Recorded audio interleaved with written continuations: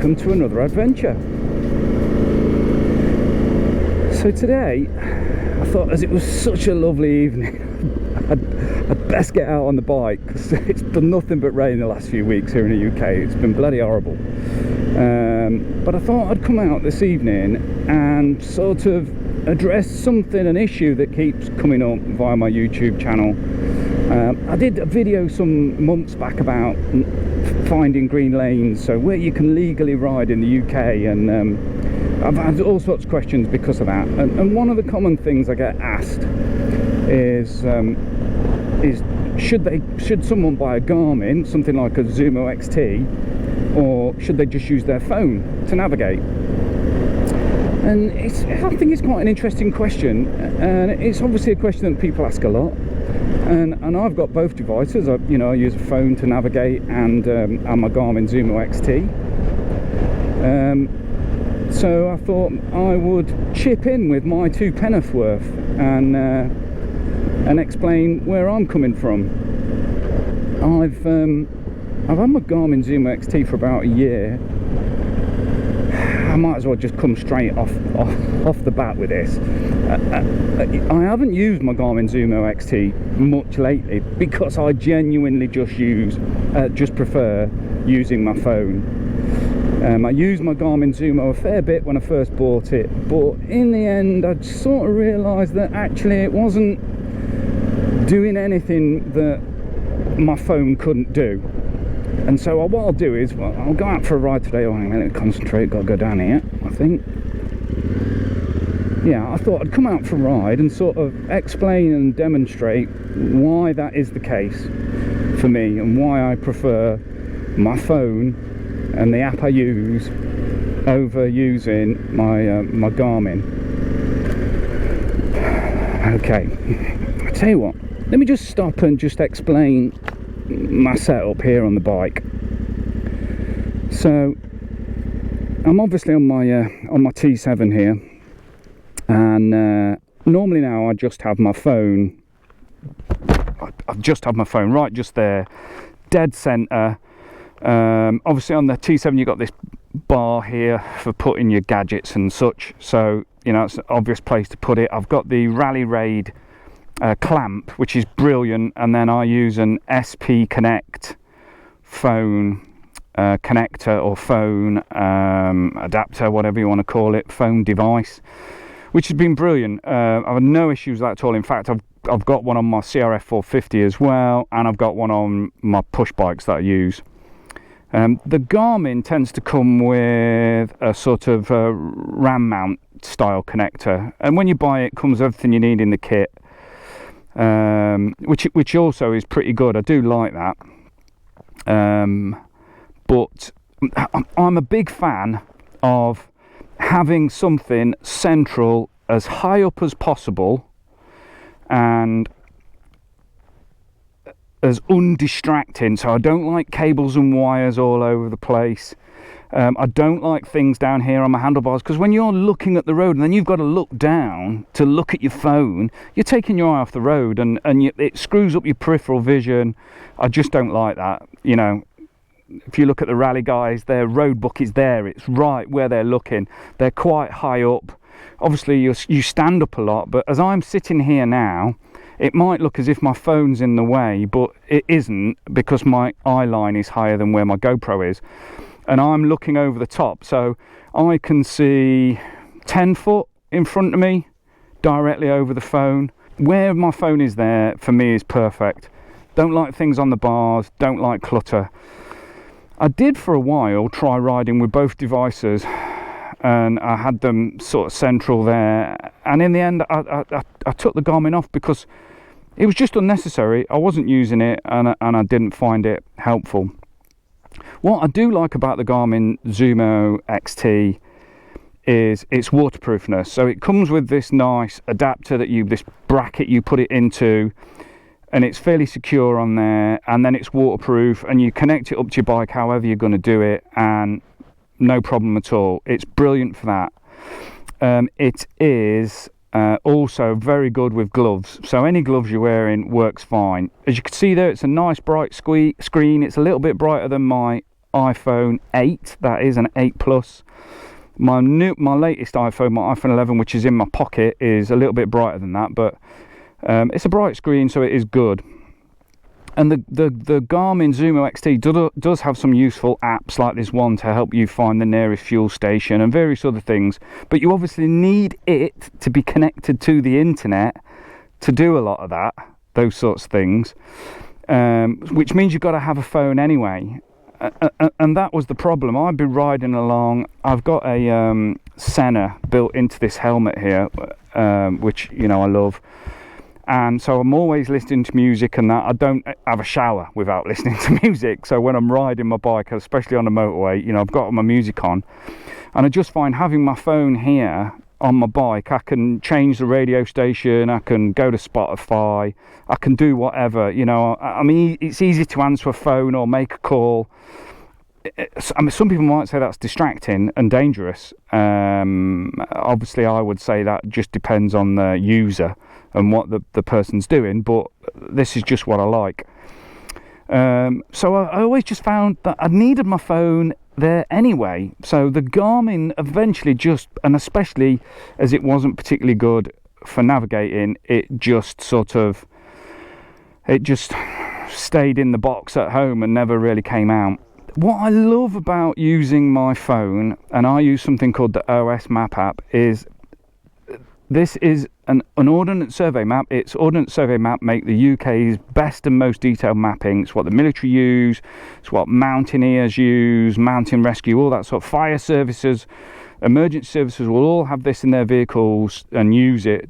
You know, this is one of the things I don't like about the Garmin, but I do love about using my app, is the mapping and the detail that comes with it. It's, you know, second to none, OS Maps. It's just brilliant. So what don't I like about using the phone and an app? The first thing I have to say is sometimes if it's really, really wet, my iPhone will come up and say, oh, it's not charging anymore because of water, or it comes up with some message, I forget what it says. Now that's only ever happened twice in over 2 years and doing some pretty full-on adventures and racing, and my phone has always been there. So it's not a big problem, but that is probably, in my eyes, the only problem I have ever had with this setup, is in extreme wet weather. Now, obviously, you could get a fully waterproof case for that, and which I have got, and that is my worst case scenario option. I've got a different mount and a fully waterproof case, and then I would run my cable into my tank bag, and I have a large power bank in there, and not use the USB down there, because obviously the water would be getting into there as well, which wouldn't be good. Yeah, so that is the only problem with that. The other thing that a lot of people say is, oh, if you use your phone, what are you going to do if you crash?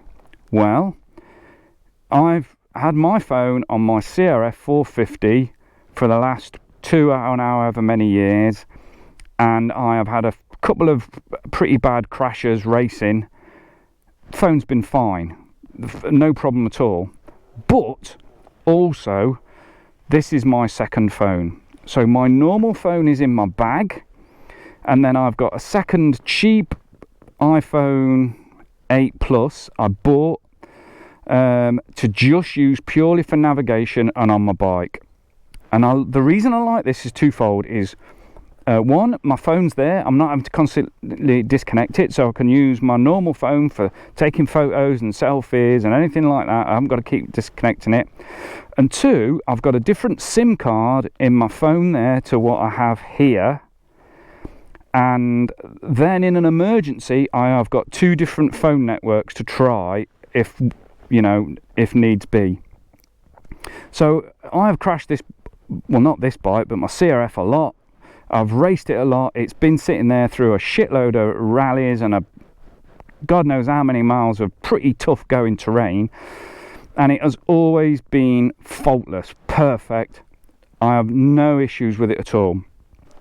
The one issue you might have if you're using an iPhone, especially the newer ones, is problems with vibration. So I've got the SP Connect, and it has got the anti-vibration head on it. And since I've fitted this phone with the anti-vibration head on this bike or my other phone, this phone has not broken or had any issues whatsoever. Now, I don't know if that's because it's an older phone that doesn't have the issues of the newer iPhones, but I've had no problems whatsoever with the phone fucking up because of vibrations. I used to use my iPhone 11 and that did. Within a matter of miles, it broke the camera. It cost me 100 quid to get it fixed, and I thought, right, well, I'm not doing that again. So I bought a cheap iPhone. I think from iPhone 7 they are waterproof. So this is an iPhone 8, so it's a waterproof phone. Doesn't need to be in a waterproof case. Yeah, so that option really, really works for me. I don't always have credit on the SIM card in that, so I just do a connect to my normal phone, which has got limitless internet, so I've always got data, so that's never a problem. A lot of people will say that one of the problems with using your phone is if you haven't got a signal, you'll get lost. Well, that's bullshit, because with this app, before you start a route, you can download the mapping.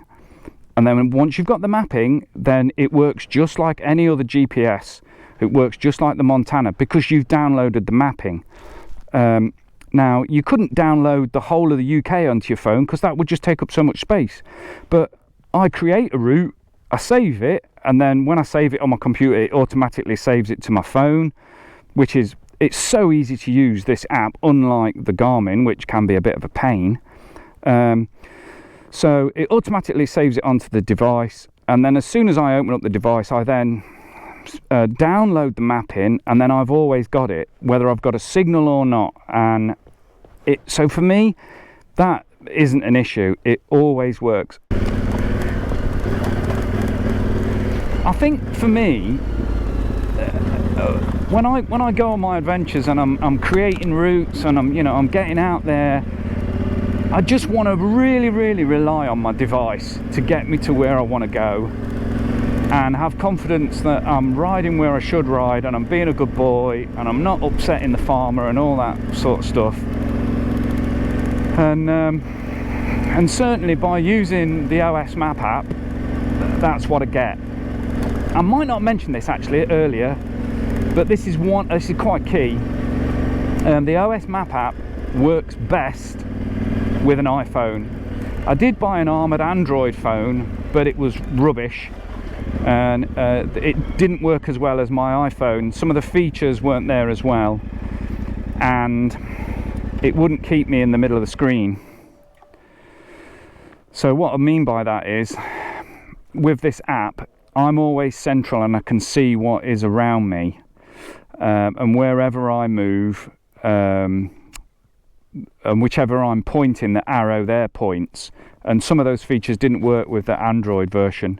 I can change this around. Look, if I press this again, it will point to the direction of travel I'm in, which is same as here, look, on the Garmin.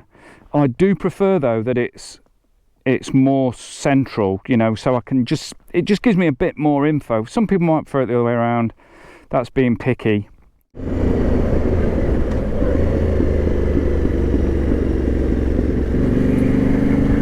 And for those that aren't aware, I guess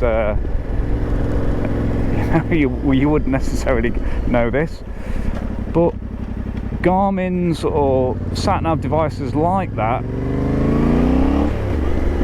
don't give you turn-by-turn notifications when you're riding off-road, when you're following what's known as a track. They just don't work like that. They just basically give you a line to follow, and you have to follow the line. Same with the app.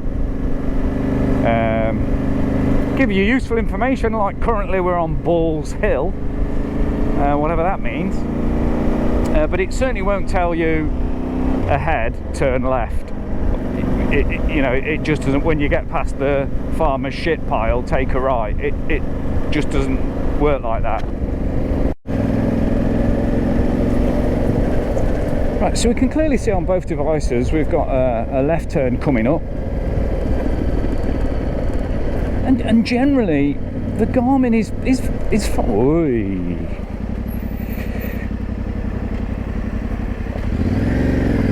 Fucking hell, one thing at a time, Michael. He nearly had a repair job on his hands. Yeah, I guess in a lot of scenarios the Garmin will be enough, but again it's the sort of detail that it lacks for me. So let me just stop here and turn the bike off.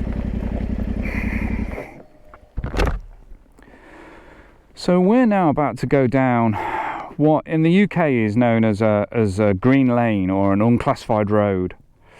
And on the map here, it's got this symbol, which is these sort of this clear track with green dots. It looks blue because that's my route I'm following, but it's this track. And if you zoom out to I'll do that 1 and 50,000, it's pink dots instead of green dots.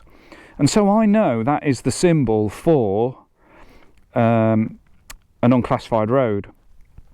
Now, it doesn't tell me any of that on here. It doesn't give me any of that information. So if someone gave me a route and all of a sudden it turned down here, I'd be wanting to, oh, hang on a minute, is this a legal route, not just some farmer's track?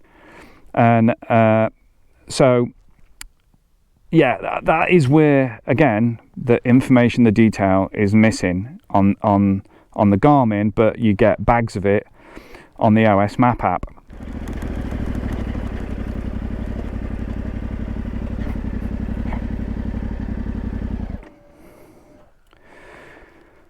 Okay, so this is another one of those scenarios where I think the detail on the Garmin is lacking. These black lines that are on the OS Map app are fence lines. So I can see, because the black line there, and then there's a black line that goes off that way. So let me do that. I know that one. So there's a fence line that goes off to the left from where I am now. I haven't got that detail on here. And so I suppose there is, at the minute, a fairly well-defined track. But does it go off down there, straight on down there? You could, someone might easily get confused there.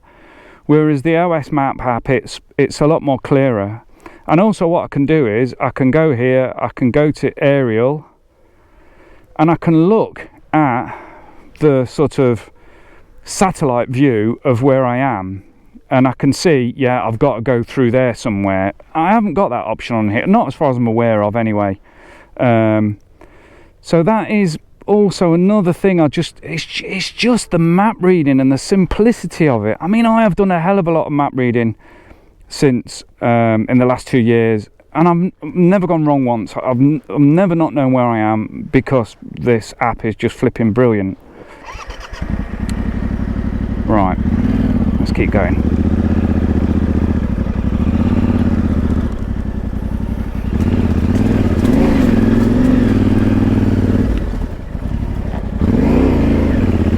Oh, it's a bit overgrown now.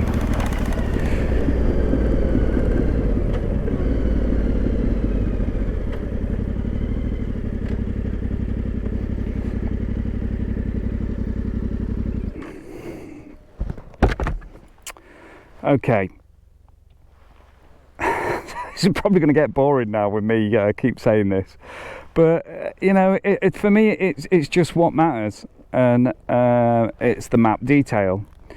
So I've stopped here, and obviously I've got a sign saying over there is Monks Ely, and looking at the map I can see there's Monks Ely over there. Let's zoom out on the Garmin, and yeah, it does tell me it's Monks Ely, but that is all it is telling me. Whereas on the OS Map app, it is telling me there's a hall over there, there's at least 2 churches over there, there is a public payphone over there, and most important of all, the most important thing, there's a pub and a post office. So I can get a drink and some food probably. In these little villages in England, and Wales, often where the post office is where the little village shop is. So I just like that little bit of information. Maybe somewhere on here if I go in, I don't know, with all these flipping layers that you've got and things, it's I've not really found that much out. But now people will say, oh yeah, but Mike, the Garmin is so good on the road, which it is. You know, if you're just navigating on the road, it is so good. But there are so many apps now like Waze and Kanimoto that you can use to, you know, you can say take me on some twisties. You can do that with a Garmin. You can tell it to take you on the twisty roads to a destination, but you can do that with apps, you know. And so kind of that side of it, it's not necessary. I think for the, I mean, I got my Garmin cheap. I think I only paid 240 quid with it because I got it like a Forces discount deal. Yeah, so I think they're well over 300 quid normally, whereas, you know, my phone cost me 120 quid from Facebook Marketplace, and it's been faultless. Yeah, right, let's crack on.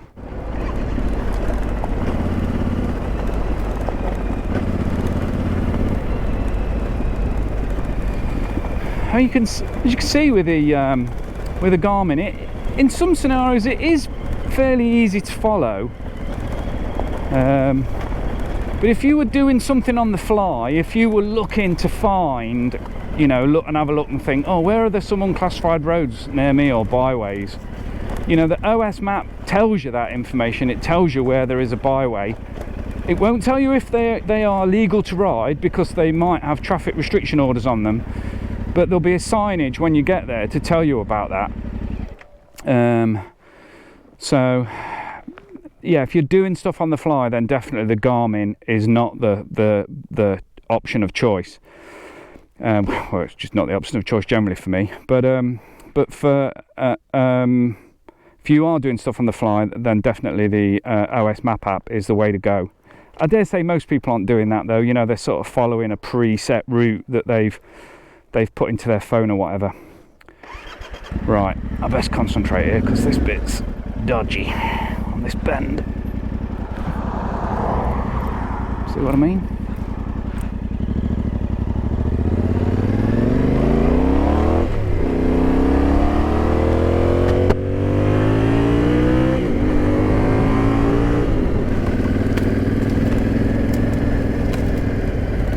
Yeah, so hopefully I'm sort of, you know, giving you some impression here as to why I prefer my iPhone.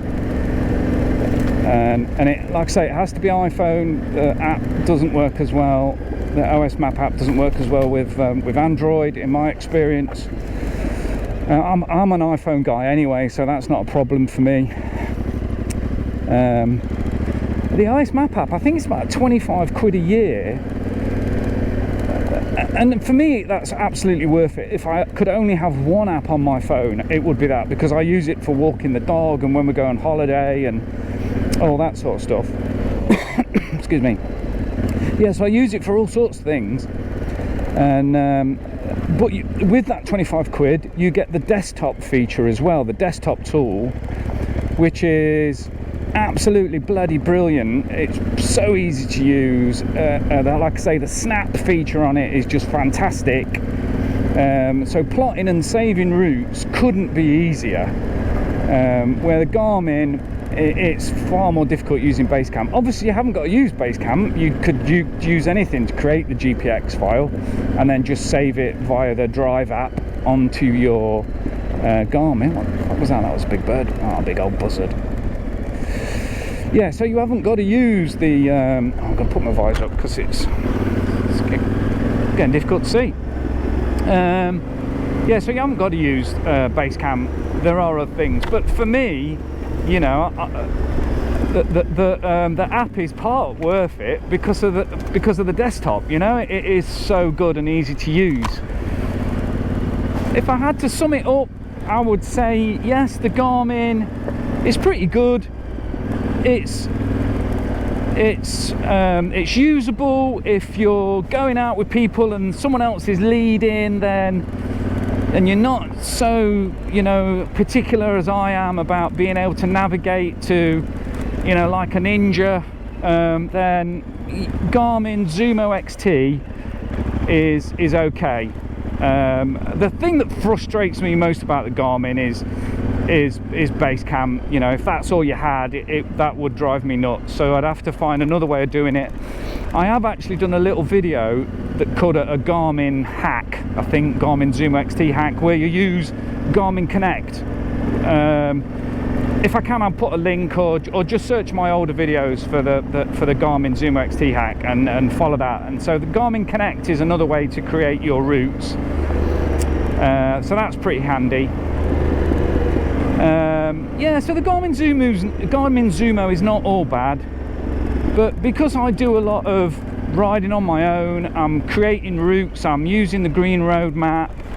So like for instance, I created the Trans Anglia Trail that I did, my 3-day trip, using the green road map, and transferred it across to the desktop version of the OS map app, plotted it, no problem whatsoever, went and did it, and didn't put a foot wrong for 3 days. I mean, I might have missed a turn, but that was probably me gassing on, not paying attention and not looking where I was going.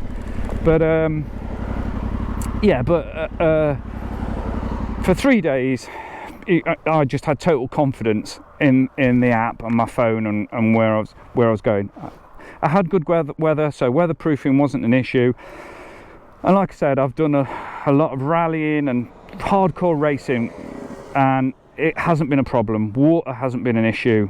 The phone itself is waterproof, so really it's just charging. And the good thing about the iPhone is you can tell it to keep the screen on always, so it won't keep disappearing. You haven't got you can tell it not to go to sleep.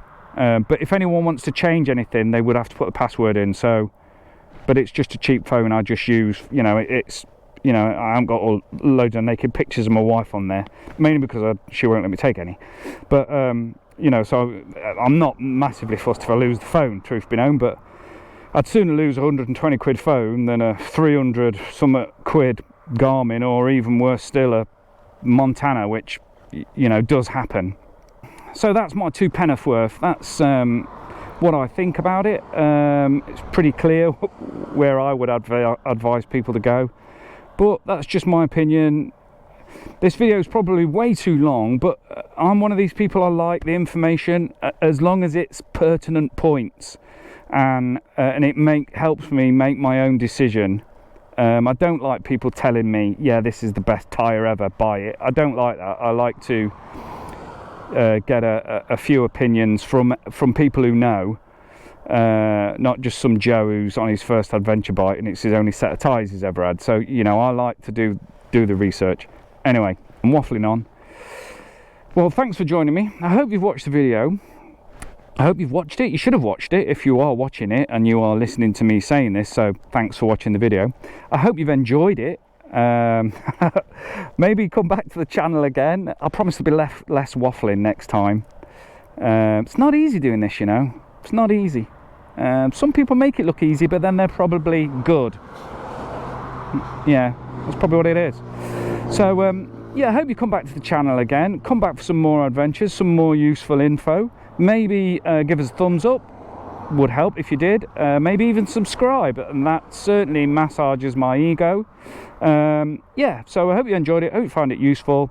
Maybe see you back on the channel, or maybe, better still, I'll see you out on the trail riding your bike. Bye for now.